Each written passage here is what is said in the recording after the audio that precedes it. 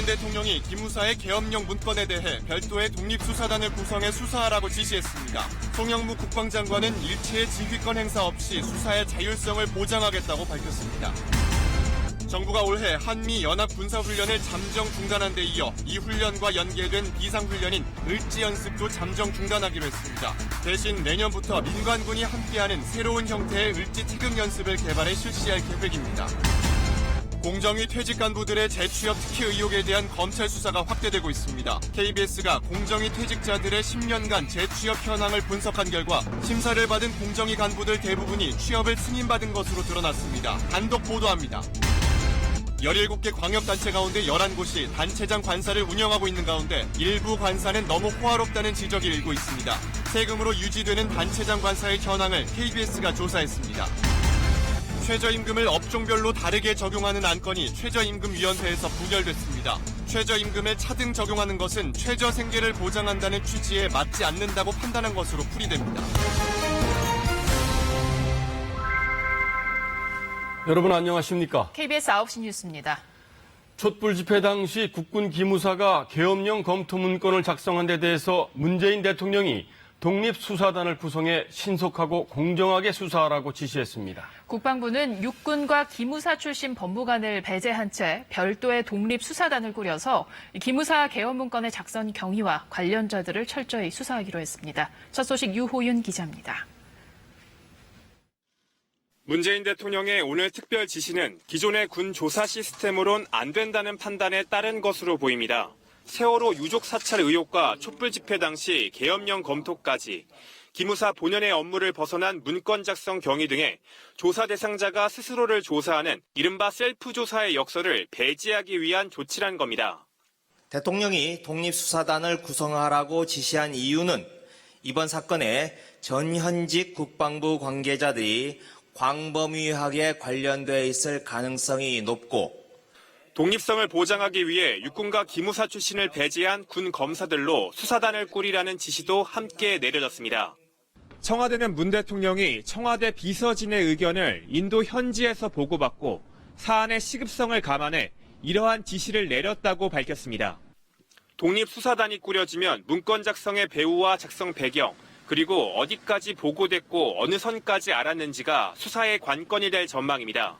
이에 따라 김관진 전 청와대 안보실장, 한민구 전 국방장관, 조현천 전 기무사령관 등이 관련됐는지 여부도 조사할 것으로 보입니다. 다만 주요 핵심 관계자들이 현재 민간인 신분이고 조현천 전 사령관은 미국에 체류하고 있어 민간 검찰과 수사 공조는 불가피한 상황입니다. 검찰은 조만간 군 인권센터가 고발한 사건을 공안부에 배당할 예정입니다. 검찰 관계자는 군 독립수사단이 꾸려져 본격 수사에 착수하면 최대한 지원할 방침이라고 밝혔습니다. KBS 뉴스 유호윤입니다. 대통령 지시에 따라 국방부는 독립적인 특별수사단 구성을 서두르고 있습니다.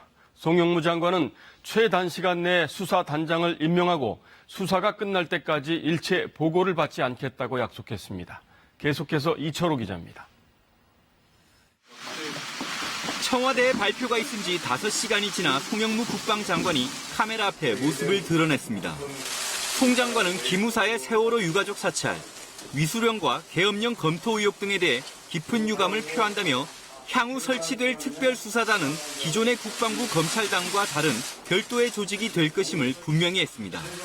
최단 시간 내에 수사단장을 임명하는 것은 물론 장관으로서 일체의 지휘권 행사 없이 관여하지 않겠다는 입장도 강조했습니다.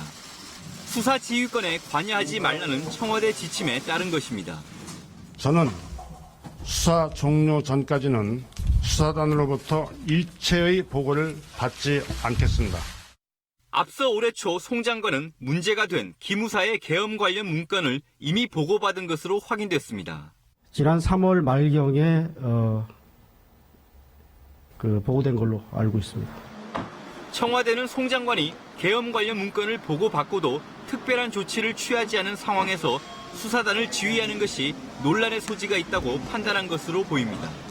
한편 기무사는 계엄 관련 사안을 검토한 사실에 대해 유감스럽고 안타까운 일이라며 사실관계 규명을 위해 책임 있는 자세로 수사에 임하겠다고 밝혔습니다.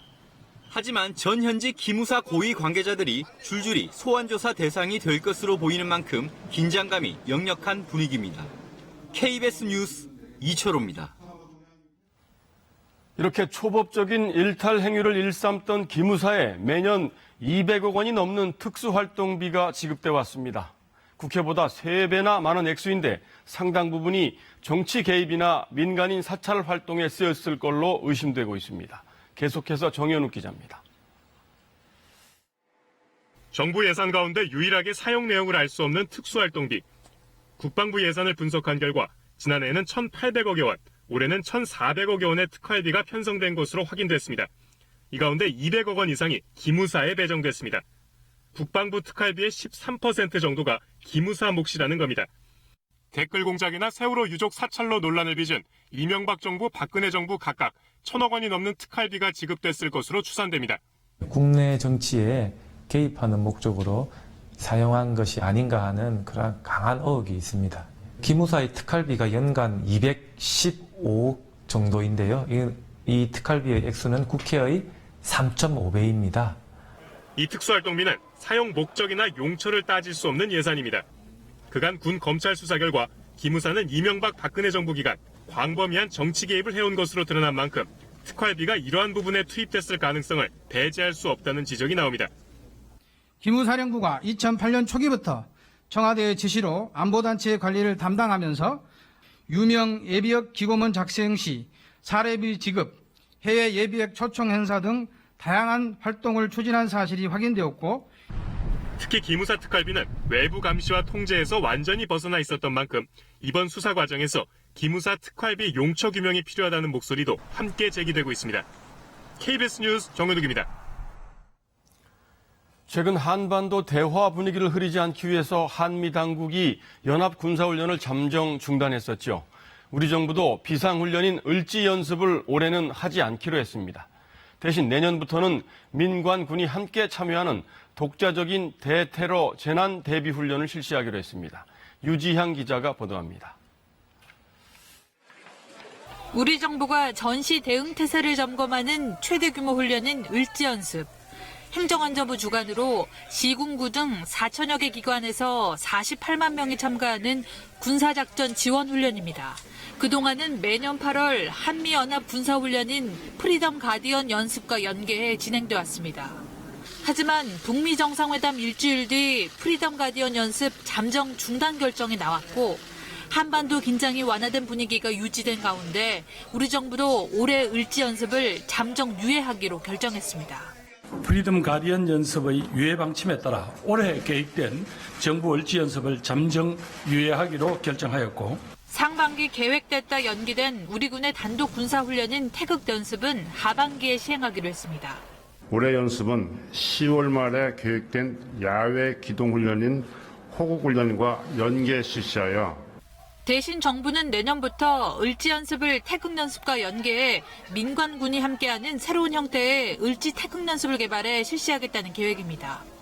무력 공격뿐 아니라 테러나 대규모 재난 등에도 대비하는 포괄적 안보 개념으로 발전시킨다는 구상입니다. 우리 정부의 을지 연습이 한미 연합훈련과 분리수순을 밟으면서 42년간 유지되어 오던 을지 프리덤 가디언 연습이 폐지로 이어지는 것 아니냐는 관측도 나오고 있습니다. KBS 뉴스 유지향입니다. 북미 간 첫 고위급 접촉 이후 이틀 만에 트럼프 대통령이 김정은 위원장을 신뢰한다면서 약속을 지킬 것으로 확신한다고 밝혔습니다. 다만 미국과 무역 분쟁을 벌이고 있는 중국이 북미 간 비핵화 협상에 나쁜 영향을 끼쳐서는 안 된다고 중국 배후론을 또 들고 나왔습니다. 워싱턴에서 이재원 특파원입니다. 김정은 위원장은 우리가 서명한 계약, 더 중요하게는 우리의 악수를 지킬 거라고 확신한다. 북미 고위급 회담 이틀 만에 나온 트럼프 대통령의 첫 공식 반응입니다. 계약, 악수라는 표현까지 있어가며 김 위원장의 비핵화 약속에 거듭 신뢰를 표명하는 동시에 북한을 압박하는 발언으로 풀이됩니다. 방북 후 아프가니스탄에 들른 폼페이오 미 국무장관도 김 위원장의 비핵화 의지는 확고하다고 평가했습니다. 주민들에게 핵이 곧 체제 보존 수단이라고 해온 북한에 이는 전략적 실수란 점을 이해시키는 게 미국의 과제라고 했고, 김 위원장도 이를 이해하고 있다고 밝혔습니다. 이런 일엔 시간이 필요하다고 강조했습니다. We still have a long ways to go, but the commitment that the North Koreans made, frankly, that Chairman Kim personally made to President Trump, remains has been reinforced. 미국은 중국을 향해선 다시 배후론을 꺼내들었습니다. 중국이 무역에 대한 우리 태도 때문에 협상에 부정적 압력을 가하는 것일지도 모른다고 트럼프 대통령이 다시 우려를 표했습니다. 미중 무역 전쟁과 북핵 협상이 실타래처럼 뒤엉킨 상황에서 북중이 서로를 지렛대로 활용할 가능성을 경계한 것이란 분석이 나오고 있습니다. 이처럼 북미 양측이 서로 신뢰를 접지 않는 긍정적 신호를 보임에 따라 실무급 후속 협상은 예정대로 진행될 것으로 전망됩니다. 특히 12일 열리는 미군 유해 송환 협상은 트럼프 정부가 공을 들이는 사안인데다 고위급 회담 후 첫 만남인 만큼 향후 북미 회담에 상당한 영향을 미칠 것으로 보입니다. 워싱턴에서 KBS 뉴스 이재원입니다. 공정거래위원회 퇴직 간부들의 불법 재취업 의혹을 수사 중인 검찰이 오늘 유한 킴벌리 본사를 압수수색했습니다. 검찰은 지난달 20일 공정거래위원회를 시작으로 지금까지 모두 9개 기업에 대해 압수수색을 진행했는데요. 검찰은 이들 기업이 공정위 퇴직 간부 재취업 과정에 특혜를 제공한 것으로 보고 수사를 벌이고 있습니다. 이와 관련해 공직자윤리위원회가 작성한 지난 10년 동안의 공정위 퇴직자 재취업 현황을 KBS가 입수해서 분석했습니다. 먼저 윤지연 기자가 보도합니다. 지난 2012년 공정거래위원회를 퇴직한 A 간부는 1년 반 뒤 한 건설사 부사장에 부임했다 얼마 뒤 자진 사퇴했습니다. 3급 고위 공무원이라 재취업 심사 대상자였지만 몰래 취업했던 게 드러나 공직자윤리위가 조사에 들어갔기 때문입니다. 저희가 전에 취직하는 저희도 몰랐던 취직을 하셨는지 안 하는지도 몰라요, 저희는. KBS가 입수한 공정위 퇴직자 재취업 현황 문건입니다. 지난 10년 동안 공직자윤리위로부터 재취업 심사를 받은 공정위 간부는 모두 47명입니다. 이 가운데 재취업 불가 결정이 내려진 퇴직자는 6명에 불과했습니다. 재취업 승인이 난 41명 가운데 34명이 대기업에 들어갔습니다. 삼성과 현대, SK, 포스코, KT 등 국내 주요 대기업이 골고루 포함됐습니다. 특이한 건 재취업 승인이 난 41명의 퇴직 당시 부서가 규제개혁 작업단이나 종합상담과 등으로 공정위 업무와는 직접적 관련이 적은 이른바 비경제 부서들이라는 겁니다. 심사를 받을 때 퇴직 당시 부서의 업무 연관성을 많이 들여다보기 때문에 이를 피하려는 게 아니냐는 의심을 해볼 수 있는 대목입니다. 특이한 점은 또 있습니다. 재취업 심사 대상자 47명 가운데 절반가량인 22명이 퇴직을 앞두고 1단계 특진했습니다. 공정위는 규정에 따른 것이라고 해명했지만 공정위 퇴직자들이 들어가는 기업들의 생각은 이렇습니다. 높은 사람이 오는 게 낫죠. 직급이 높으면은 그 사람이 이제 그 사람을 통한 인맥, 현직자와의 어떤 네트워크, 그런 걸 기대해가지고 영입하는 거기 때문에 높을수록 사람들이 더 선호를 해요. 심사 대상자의 80% 가까이는 퇴직한 지 6개월 이내에 재취업에 성공했습니다. 검찰은 공정위가 재취업 심사를 통과하기 쉽도록 특진이나 인사관리 등 이른바 경력관리를 해준 것으로 보고 수사를 벌이고 있습니다. KBS 뉴스 윤지연입니다. 이렇게 공정위에서 대기업이나 로펌으로 재취업한 퇴직자들은 새로운 직장에서 어떤 업무를 맡는 걸까요? 최근 5년간 공정위 출입 기록을 살펴보니 이들은 퇴직한 후에도 줄기차게 공정위를 드나들었습니다. 계속해서 홍진아 기자가 취재했습니다. 공정거래위원회의 최근 5년간 퇴직자는 126명입니다. 이 기간 동안의 공정위 출입 기록을 입수해서 따져봤더니 이 126명 가운데 10%가량인 12명은 공정위를 그만둔 뒤에도 세종시에 있는 공정위 청사를 60번 이상 방문했습니다. 법무법인에 재취업한 한 퇴직자는 115차례에 걸쳐 공정위를 찾기도 했습니다. 모두 재취업한 뒤에도 맡고 있는 업무가 공정위에 쏠려 있다는 걸로 해석되는데 대부분 해당 기업 등과 관련한 로비 업무일 거라는 합리적 의심이 가능한 대목입니다. 비즈니스를 위해서 필요한 부분이 있다면 투명한 절차를 통해서 공개적으로 접촉해 주실 것을 공정위의 오비들에게 진심으로 당부드리고 업무의 공정성을 해칠 수 있다며 김상조 공정거래위원장이 공정위 공무원들에게 퇴직자들을 만나는 걸 삼가달라는 주문을 하기도 했지만 이후에도 별반 달라진 건 없었다는 겁니다. 퇴직자들의 관리 시스템이 필요하다고 생각합니다. 그리고 퇴직자와 현 근무자들의 그 만남을, 접촉을 엄격하게 관리하고 투명하게 관리할 필요가 있다고 생각합니다. 검찰이 수사를 확대하고 있는 가운데 압수수색 기업 가운데 상당수가 공직자윤리위 재취업 심사 자료에서 명단이 빠져 있어 공직자윤리위 심사 자체에 허점이 있다는 지적도 나오고 있습니다. KBS 뉴스 홍진아입니다. 1980년대 간첩 조작 사건과 인권 침해가 밝혀진 부산 형제복지원 사건 등의 피해자들은 누명은 벗었지만 지금껏 억울함이 한으로 남아있는데요. 이렇게 거짓으로 꾸며진 공적으로 훈장과 포장을 받은 50여 명에 대해 정부가 서운을 취소하기로 했습니다. 보도에 홍화경 기자입니다. 군산항에서 20여 킬로미터 떨어진 서해의 작은 섬. 1968년 납북됐다 돌아온 어부 정삼근 씨는 17년 뒤 군 보안사에 끌려갑니다. 모진 고문 끝에 수사관이 건넨 진술서를 그대로 베꼈었고 간첩이 돼 7년 옥살이를 했습니다. 정 씨는 재심 끝에 23년 만에야 누명을 벗었습니다. 불쌍한 서민들 잡아다가 조작으로 때려서 고문시켜서 간첩 만들어 놓고 지네들은 훈장 타고 보상 타먹고 특징거 보고 오면 됩니까? 그건 절대 안 되죠, 그것은.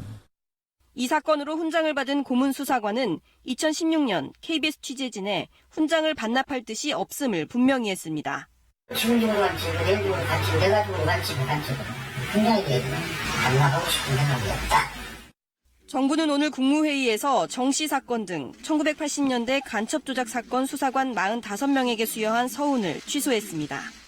모두 12개 사건으로 재심에서 모두 무죄를 받은 조작 사건입니다. 간첩 조작 사건 서훈이 취소된 것은 이번이 처음입니다. 그것만으로는 부족해요. 그들이 32여 년 동안 국가로부터 얼마나 많은 특혜를 받고 살았어요. 특별법을 만들어서라도 그들은 처벌을 해야 돼요. 정부는 또 부산 형제복지원 원장 박모 씨에게 내려졌던 국민훈장 등 서훈 2점도 인권 침해를 이유로 취소했습니다. 또 정부 표창 규정을 개정해 5.18 민주화운동 진압 유공자 9명에게 내려졌던 대통령과 총리 표창도 취소했습니다. 이번 결정은 대통령 재가를 거치면 최종 확정됩니다. 재심을 통해서 150여 건이 무죄를 받은 것으로 확인되는데 지금까지 사회적으로 확인된 사건 정도만이라도 재조사를 해서 서훈 취소가 있어야 된다고 생각이 들고 행정안전부는 앞으로도 부적절한 서훈을 적극적으로 찾아내고 취소해 정부 포상의 영예를 높이겠다고 밝혔습니다. KBS 뉴스 홍화경입니다. 진에어와 아시아나항공에 이어 화물 전용 항공사인 에어인천도 외국인이 불법으로 등기 임원을 맡았던 사실이 뒤늦게 드러났습니다. 외국인 등기 임원은 항공 면허 취소 사유에 해당하는 중대한 사항인데 국토부는 왜 번번이 몰랐던 걸까요? 박대기 기자가 취재했습니다. 지난 2012년 설립된 에어인천은 국내 최초의 화물 전용 항공사입니다. 이 에어인천도 지난 2014년까지 러시아 국적자가 사내이사를 맡았던 걸로 드러났습니다. 외국인이 국적항공사 등기 임원을 맡은 건 불법입니다. 진에어가 면허 취소 여부를 놓고 청문 절차를 밟고 있는 것도 같은 이유에서입니다. 눈에 띄는 외국식 이름들만 잘 봤더라도 알 수 있었을 텐데 국토부는 이번 에어인천의 경우도 전혀 몰랐습니다. 진에어 사태 이후 항공사들을 전수조사했다고 했지만 화물 항공사는 대상에서 제외하기도 했습니다. 국토부는 에어인천에 대해선 진에어와 마찬가지로 청문과 자문회의를 거쳐 처리 방향을 정하겠다고 밝혔습니다.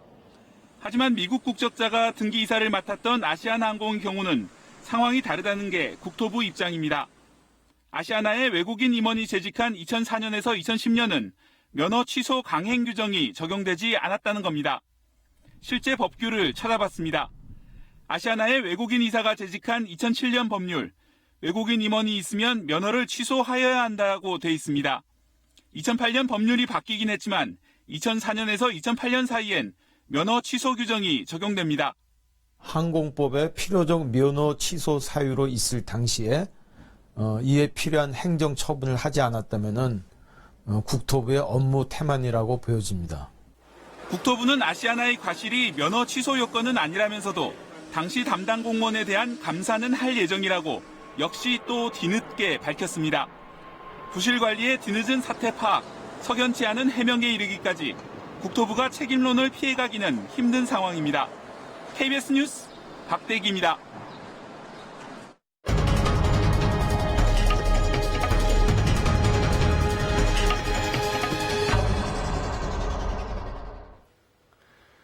지방선거가 끝난 지 한 달이 다 돼갑니다.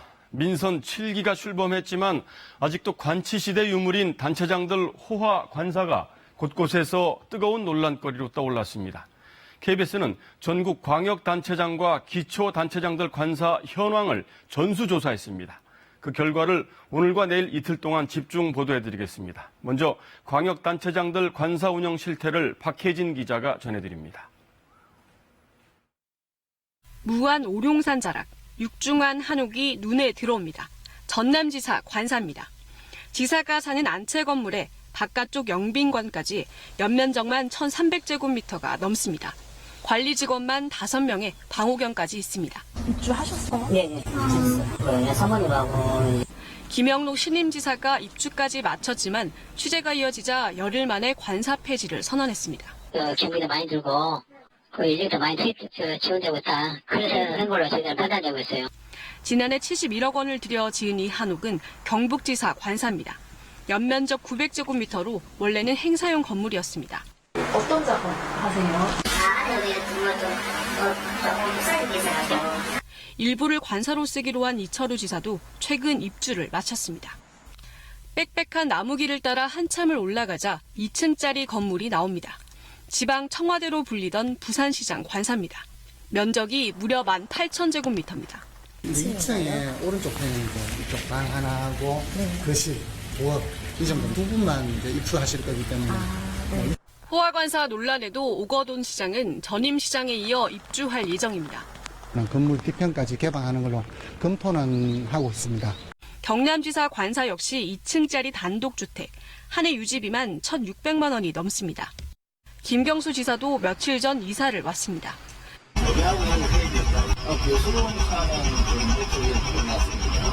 광주광역시는 최근 방 3개짜리 아파트를 3억 2천만 원의 전세로 임대했고 대구시는 2년 전 아파트를 사들였습니다.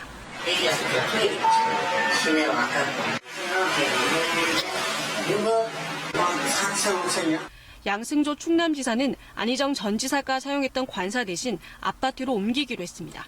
KBS 뉴스 박혜진입니다. 이렇게 관사를 유지 운영하는 데 들어가는 돈은 모두 지역 주민들이 낸 세금입니다. 단체장들이 개인적으로 생활하는 데 쓰는 돈을 주민들 세금으로 충당하는 게 맞느냐 하는 논란은 이제 끝낼 때도 됐습니다. 정부도 지방재정 건전화를 위해서 단체장들 관사를 폐지하라고 여러 차례 권고했지만 많은 지자체들이 이를 따르지 않고 있습니다. 이어서 김민지 기자입니다. 전국 17개 광역단체 가운데 11곳이 관사를 운영합니다. 단독주택 7곳, 아파트가 4곳입니다. 남다른 규모만큼 지을 때부터 큰 돈이 들어갔습니다. 전남도지사 관사는 2006년 별도의 업무용 건물까지 33억 원이 투입됐고 재작년 지어진 경남도지사 관사는 4억 원 넘게 들어갔습니다. 서울시장 관사는 임대지만 월세가 200만 원이 넘습니다. 관사 관리를 전담하는 인력들도 있는데요. 6곳은 아예 전담 경비 인력을 두고 있습니다. 부산시장 관사는 경비 2명에 정원관리 직원도 2명입니다. 서울시장 관사는 경비 인력이 3명, 방호견도 1마리 있습니다. 전기료 같은 공공요금 등 유지비도 만만치 않습니다. 서울과 전북, 전남과 충남, 경남은 해마다 많게는 1,000만 원 넘는 돈을 냈습니다. 에어컨 5대, 냉장고 석 대를 두고 한 달 전기료만 70만 원이 넘는 곳도 있습니다. 이렇게 관사를 짓고 유지하는 데 들어가는 돈 모두 주민 세금입니다. 일반 공무원들은 관사에 살아도 임대료나 공공요금은 철저하게 개인 부담입니다. 행정안전부는 지방재정 건전화를 위해 여러 차례 관사 폐지를 권고했지만 일부 지자체는 요지부동입니다. KBS 뉴스 김민지입니다. 인도를 국빈 방문 중인 문재인 대통령이 국정농단 사건 재판 중인 삼성전자 이재용 부회장을 따로 만난 것을 두고 이런저런 뒷말들이 많습니다. 시기가 부적절했다느니 친기업 행보라느니 여러 해석이 나오고 있습니다. 청와대는 해외 진출 기업 격려 차원이며 국내 투자 확대와 일자리 창출을 당부한 것뿐이라고 일단 선을 그었습니다. 김지선 기자의 보도입니다. 삼성 공장에 도착한 문재인 대통령을 이재용 부회장이 90도로 깍듯이 인사하며 맞습니다. 문 대통령은 국정농단 사건에 연루돼 재판 중인 이 부회장을 만나는 것에 대한 비판 여론을 의식한 듯 공식 행사장에선 일정한 거리를 유지했지만 예상을 깨고 이 부회장과 5분간 따로 만났습니다. 문 대통령은 인도 경제 성장에 삼성이 큰 역할을 해줘 고맙다며 한국에서도 더 많이 투자하고 일자리를 더 많이 만들어주길 바란다고 말했고 이 부회장은 더 노력하겠다고 답했습니다. 별도 만남은 없을 거라던 청와대 당초 설명과 달리 문 대통령이 직접 이 부회장에게 투자와 일자리 창출을 당부한 겁니다. 일자리 창출과 경제 활성화를 위해선 기업의 협조가 필수라는 인식 아래 재계 1위인 삼성과 거리 좁히기에 나선 것으로 풀이됩니다. 문 대통령은 모디 총리와의 공동 언론 발표에서도 삼성을 언급하며 힘을 실어줬습니다. 삼성전자 노이다 신공장 준공식에서는 양국 경제협력 확대에 대한 확고한 의지를 확인했습니다. 이 같은 기업 기살리기 행보가 소득 주도 성장과 함께 혁신 성장이라는 두 마리 토끼를 잡기 위한 것이라지만 결국 대기업 편향 논란을 불러올 수 있다는 우려 섞인 분석도 나옵니다. 이 부회장이 아직 재판에 계류 중이고 삼성 관련 검찰 수사도 현재 진행형인 상황에서 시기가 부적절했다는 비판도 여전합니다. 청와대는 해외 진출 국내 기업을 격려한 것뿐이라고 선을 그었지만 경제 행보가 자칫 대기업 지배구조 개선 등에 영향을 줘선 안 된다는 목소리도 나오고 있습니다. 뉴델리에서 KBS 뉴스 김지선입니다. 문재인 대통령이 한국과 인도의 대기업 최고 경영자들과 만난 자리에서 쌍용자동차 최대 주주인 마힌드라 그룹 회장에게 해고자 복직 문제에 관심을 가져달라고 당부했습니다. 문 대통령은 아난드 마힌드라 회장에게 쌍용차 노사 간 합의에도 불구하고 해고자 복직 문제가 여전히 남아있다며 관심을 가져주면 감사하겠다고 말했습니다. 이에 대해 마힌드라 회장은 현장에 있는 경영진이 노사 간 문제를 잘 풀어나갈 것으로 생각한다고 답했습니다. 40일 넘게 계속됐던 입법부 공백 사태가 마무리됐습니다. 여야는 오늘 20대 국회 후반기 원 구성 협상을 타결했습니다. 막판까지 쟁점이 됐던 법사위원장은 자유한국당에서 맞대 법사위 운영의 여러 가지 문제점은 개선 방안을 만들기로 했습니다. 구경화 기자의 보도입니다. 4개 원내교섭단체의 협상으로 셈법이 복잡했던 20대 국회 후반기 원구성 협상이 타결됐습니다. 여야는 오는 13일 국회 본회의를 열어 국회의장과 부의장을 뽑는 것으로 7월 임시국회를 시작합니다. 국회의장은 더불어민주당에서 맡고 부의장 2인은 자유한국당과 바른미래당에서 각각 1인씩 맡는다. 여당 몫인 국회의장 후보에는 6선의 문희상 의원이 일찌감치 선출된 상태입니다. 상임위원회는 민주당이 운영위, 정무위 등 8개, 한국당 7개, 바른미래당 2개, 평화와 정의의 의원 모임에 1개씩 배분됐습니다. 질의안 협상의 쟁점이던 운영위는 여당 민주당이, 법제사법위원회는 관례대로 야당인 한국당이 맡았습니다. 대신 월권 논란이 있는 법사위는 제도 개선 방안을 논의하기로 했습니다. 아울러 특수활동비 제도 개선은 시급한 현안으로서 가장 중점적으로 국회에서 논의될 수 있을 것입니다. 여야는 또 인원은 30명 안팎이고 소관기관만 200여 개인 거대 상임위, 교육문화체육관광위는 교육과 문화체육을 다루는 2개로 나누기로 했습니다. 19일에는 민감용 경찰청장 후보자, 23일부터 사흘간은 김선수, 이동원, 노정희 등 대법관 후보 3명의 인사청문회를 열고 26일 본회의에서 표결하기로 했습니다. 40여일째 입법부 공백이 이어지는 동안 국회에 쌓인 법안은 10,000건을 넘겼습니다. KBS 뉴스 구경합니다. 사법행정권 남용 사태를 수사하고 있는 검찰이 법원 행정처의 모든 자료를 처음부터 다시 철저하게 전수조사하기로 했습니다. 새로운 의혹들이 계속 불거지고 있는 만큼 과거 법원 특조단의 자체적인 선별조사 방식을 믿을 수 없다는 겁니다. 김민정 기자가 단독 취재했습니다. 대법원 특별조사단은 임종원 전 법원 행정처 차장 등 4명의 컴퓨터 저장 장치를 조사했습니다. 여기서 발견된 문건은 약 34만 건. 특조단은 이 가운데 사법행정권 남용과 관계가 있을 것으로 추정되는 핵심 단어 약 50개를 이용해 문건 3만 5천여 건을 추렸습니다. 최종적으로는 중요도까지 고려해 단 410건의 문건을 선별했습니다.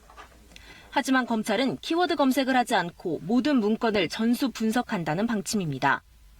새로운 의혹이 계속해서 제기되는 만큼 특조단의 분석 방법이 의미가 없다며 모든 자료를 분석해야 한다는 얘기입니다. 특조단은 또 문건 중요도에 따라 A부터 2등급까지 분류했는데 검찰은 이 역시 기준이 모호하다고 보고 있습니다. 예컨대 법원 행정처가 상고법원 민원을 위해 이정현 당시 새누리당 의원을 접촉했다는 내용의 문건은 B등급으로 분류돼 있다는 겁니다. 검찰 관계자는 충분한 시간을 가지고 세밀하게 봐야 한다며 작업 시간이 길어지더라도 모두 조사할 것이라고 말했습니다. 이와 관련해 법원 측은 문건 작성자로 지목해 징계위에 회부하겠다고 밝힌 법관 13명 가운데 8명의 하드디스크 자료 제출도 거부하고 있는 것으로 전해졌습니다. 이미 퇴직한 임 전 차장 등 6명의 저장 장치만 제공하겠다는 겁니다. 검찰은 법원이 수사에 협조하겠다고 밝힌 만큼 이들의 저장 장치 제출을 계속 요구한다는 방침입니다. KBS 뉴스 김미정입니다. 내년도 최저임금을 두고 줄다리기를 벌이고 있는 최저임금위원회에서 업종별로 최저임금을 다르게 적용하는 문제가 막판 쟁점으로 떠올랐는데요. 오늘 이 안건을 표결에 붙였고 부결됐습니다. 이승철 기자입니다. 소상공인을 더 이상 범법자로 몰아가지 말라! 소상공인연합회가 목소리를 높입니다. 5명 미만 사업장부터라도 최저임금을 차등 적용해달라는 겁니다. 지불 능력이 없는 건 당연하고 지불을 하지 못한 상태가 돼서 강행법규에 따른 최저임금에 따라 범법자가 바로 되는 거예요. 민주노총 연대조직인 다른 자영업자 단체는 경영계가 상인을 방패막이로 쓴다며 비판합니다. 중소상인들을 핑계로 노동자들의 처지를 개선하는 것을 막겠다고 하는 것인데 우리 중소상인들은 이런 것들은 용납할 수가 없습니다.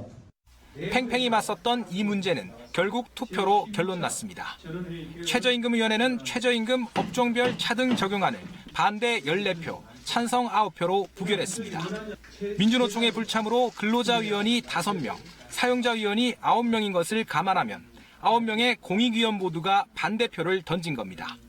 최저임금 차등 적용이 최저생계를 보장해 빈부격차를 줄이자는 최저임금법 도입 취지에 맞지 않는다고 판단한 것으로 보입니다. 작년에 최저임금위원회에 설치했던 이 전문가 TF에서 같은 경우에도 업종별 차등을 둔다는 것과 결부해서는 대부분의 다수가 그거는 좀 부적절하다 이런 의견이었습니다. 부결에 반발한 사용자위원 전원은 회의장을 떠나며 남은 3차례 심의에 참여하지 않겠다고 밝혔습니다. 이로써 오는 14일이 기한인 내년도 최저임금 수준 결정은 또 한 번 난항을 겪을 것으로 보입니다. KBS 뉴스 이승철입니다. 편의점이나 제과점 아르바이트에도 수습 기간이 있고 이 기간에는 최저임금을 보장받지 못하고 있습니다. 단순 업무인 이른바 알바에 수습 기간을 두고 임금을 적게 주는 게 정당한지 논란이 일고 있는데요. 수습 사원의 최저임금 문제 김지숙 기자가 들여다봤습니다. 20살 김지영 씨, 제과점 아르바이트 직원입니다. 정규 직원들과 마찬가지로 매 주말 하루 6시간씩 일합니다. 시급은 6,700원, 올 최저임금의 90% 수준입니다. 이른바 알바 수습 때문입니다. 수습 기간이 3개월 있다고 하셨는데 그때는 임금의 90%만 받는 걸로 법이 돼 있다고 하셔서 4만 원 정도가 매체해져가지고. 편의점에서 일한 이모 씨는 알바 수습이 있다는 말을 근로계약서를 쓰는 날에야 들었습니다. 알바를 구했을 때는 이러한 수습기간 적용이라는 말이 없었고요. 네, 저도 수습기간이 적용되는지를 몰랐어요. 현행 최저임금법엔 단순노무직은 수습기간에도 최저임금을 주도록 돼 있습니다. 정규직과 업무 수행에 큰 차이가 없기 때문입니다. 그런데 편의점과 제과점은 판매 업무가 섞여 있어 단순노무직이 아닌 판매 종사자로 분류돼 최저임금 예외라는 게 노동부 해석입니다. 편의점 아르바이트를 하면 이게 단순 노무 종사자가 맞나요? 카운트 계산 같은 거 하시는 거잖아요, 그죠? 매장 판매 종사원이라고 보기 때문에 90%만 지급할 수 있습니다. 노동부의 이런 해석에 아르바이트 종사자들은 황당해합니다. 하루 정도 풀로 일하면은 금방 적응할 수 있는 그런 일인데도 수습을 적용한다는 건 저는 말이 안 된다고 생각을 해요. 주유소 아르바이트는 편의점이나 제과점과 달리 단순 노무직으로 분류됩니다. 때문에 이곳에선 수습 직원에게도 반드시 최저임금을 지켜줘야 합니다. 하지만 이마저도 현실은 다릅니다. 3개월 동안 수습 기간을 주고요. 급여의 90%까지 쓸 수 있습니다. 경험 없는 사람들이 업무가 서툴기 때문에 아르바이트 형태의 초단기 근로자는 전국에 130만 명. 최저임금법이 해결해야 할 또 다른 숙제입니다. KBS 뉴스 김지숙입니다. 법정 노동 시간이 단축된 지 열흘이 지났습니다. 달라진 일상의 시간표에 따라 이제는 일과 삶의 양립이 사회적인 화두로 떠올랐는데요. 하지만 이런 논의조차 사치로 느껴질 만큼 살인적인 초과 근로와 언어 폭력에 시달리는 사람들이 있습니다. 대기업 협력업체 직원들인데요. 그 실태를 엄진아 기자가 취재했습니다. 이 은행은 임원들의 운전기사로 파견업체 직원들을 쓰고 있습니다. 박 씨도 그 중에 한 명입니다. 박 씨의 1년치 시간의 근무 일지를 보면 새벽 5시 집에서 나와 밤 11시, 12시 퇴근이 다반사입니다. 잠자는 시간 외에는 종일 일만 한 셈으로 서류상 시간의 근무만 한 달 최대 200시간에 이릅니다. 너무 힘들다 보니까 아무 생각 없이 그냥 일만 하는 거죠. 전혀 그런 일상이 없었어요. 은행에 출장비 등 일한 대가를 요구했더니 대뜸 반말과 욕설이 쏟아집니다. 네가 뭔데 양심을 내가 좀 짓거려. 너 지금 뭐라 했어? 왜 욕을 하시죠? 내가 뭐라고 했어? 네가 뭔데? 이 일이 있은 뒤 박 씨는 파견업체로 돌려보내졌습니다. 한 대형 카드사의 콜센터, 여기서 일하는 상담사들은 도급업체 소속입니다. 쉴 새 없이 전화가 걸려오는 동안 온라인 공간에선 관리자와 상담사 사이에 대화가 오갑니다. 화장실 다녀오겠다, 물 떠오겠다, 잠시 자리를 비우더라도 보고는 필수입니다. 왜 자주 화장실을 가냐는 등 인격 침해도 예사입니다. 다 큰 성인에도 불구하고 이런 거를 10초 분마다 답복을 한다는 게 벌써 또 가냐는 식으로 해서 너무 눈치를 주니까 수치심을 느낄 정도로. 원청인 카드사에서 상담 실적에 따라 성과급을 받다 보니 상담사의 휴가도 제한합니다. 우리 목표 200개 대신 200개 달성 못했어요. 연차를 못 쓰게 해도 법적으로 문제는 안 돼요. 왠지 아세요? 일과 삶의 균형, 이른바 워라밸. 협력업체 노동자에겐 그저 먼 나라 이야기입니다. 왜 시간까지 내가 알아서 챙겨주는 거지. 시간에 줬잖아. 실적을 내시고 얘기하세요. 실적 내세요. 실적 내고요. KBS 뉴스 엄진아입니다. 글로벌 커피 전문점 스타벅스가 2020년까지 전 세계 모든 매장에서 플라스틱 빨대를 없애기로 했습니다. 스타벅스의 이런 조치가 플라스틱 쓰레기를 줄이는데 긍정적인 반향을 일으킬 것으로 기대를 모읍니다. 로스앤젤레스 최동혁 특파원입니다.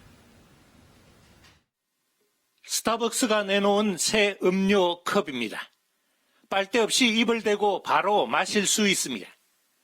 만일 빨대를 원하는 고객이 있다면 자연분해가 되는 빨대가 제공됩니다.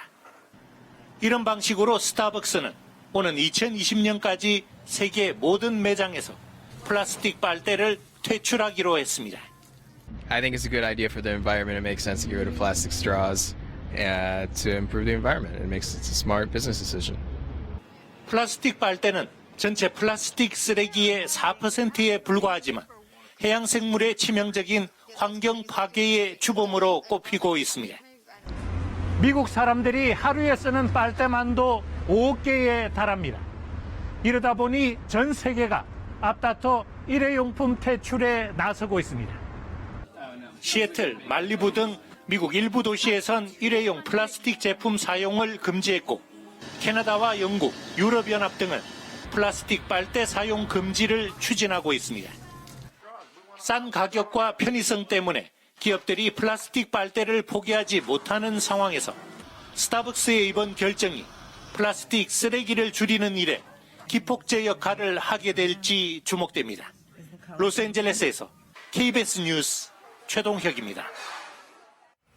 이렇게 세계 여러 나라에서 플라스틱 빨대 퇴출 움직임이 일고 있는데요. 우리나라의 상황은 어떨까요? 최유경 기자가 취재했습니다.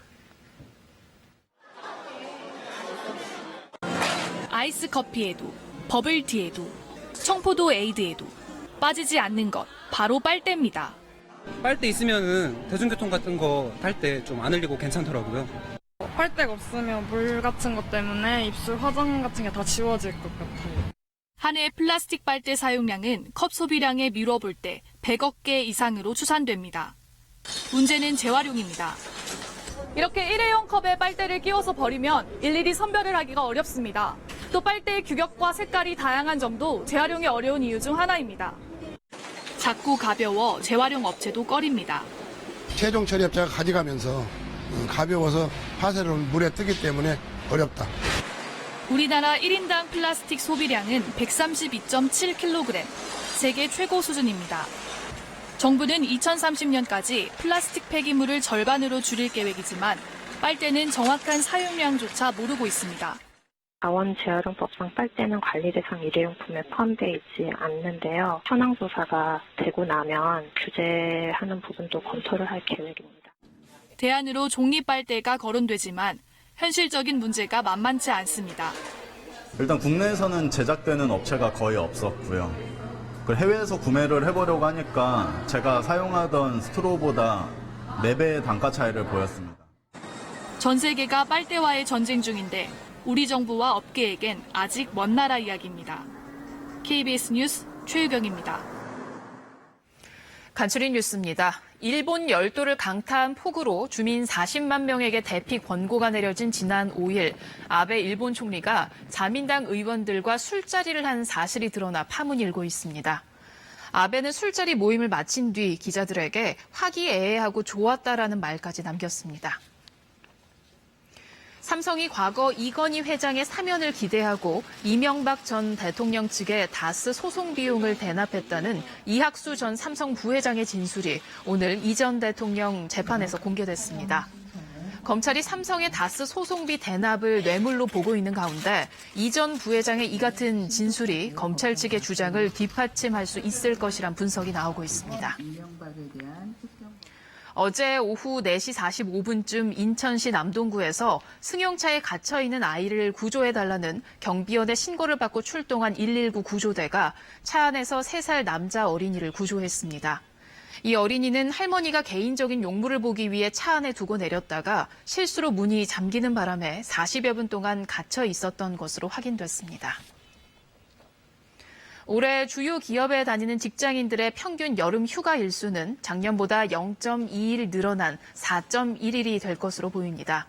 한국경영자 총협회가 5인 이상 기업 585곳을 대상으로 조사한 결과 300인 이상 기업은 4.8일, 300인 미만 기업은 4일이었고 여름 휴가비를 지급할 예정인 기업은 65.3%로 지난해보다 3.2%포인트 줄었습니다. 다음은 동굴에 갇힌 태국 유소년 축구팀 소식입니다. 어제까지 8명이 구조된 데 이어 오늘 코치를 포함한 남은 5명도 모두 구조됐습니다. 방콕 연결해서 자세히 알아봅니다. 유석조 특파원, 우선 오늘 마지막 5명이 구조되는 상황부터 전해주시죠.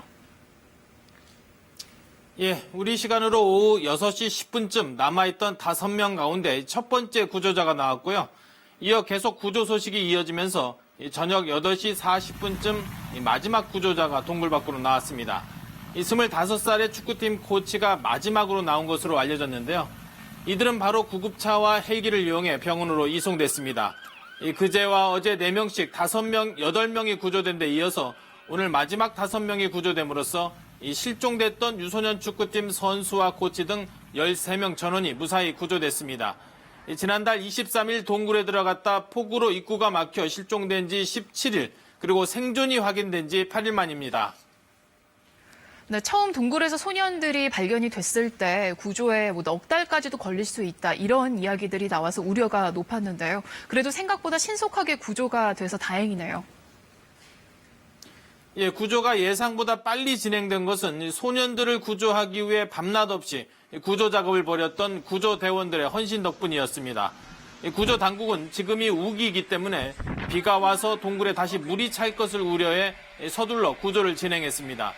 구조 인력들이 동굴 주변 흙바닥에서 쪽잠을 자가며 작업하는 사진이 공개되기도 했습니다. 잠수 대원들은 수영을 할 줄 모르는 생존자 앞뒤로 줄을 연결해 잠수 구간을 통과했고, 폭이 60cm에 불과한 구간에서는 앞선 구조대원이 생존자들의 공기통을 대신 들고 통과하는 각고의 노력을 다했습니다. 당국은 구조가 진행되는 동안 동굴에 남아있는 소년들의 가족들을 배려해서 먼저 구조된 소년들의 신원을 공개하지 않았는데요. 이제 13명 전원이 구조됨으로써 그동안 세계 이목을 집중시켰던 태국 동굴 소년들은 전원 무사히 가족의 품으로 돌아오게 됐습니다. 지금까지 방콕에서 전해드렸습니다.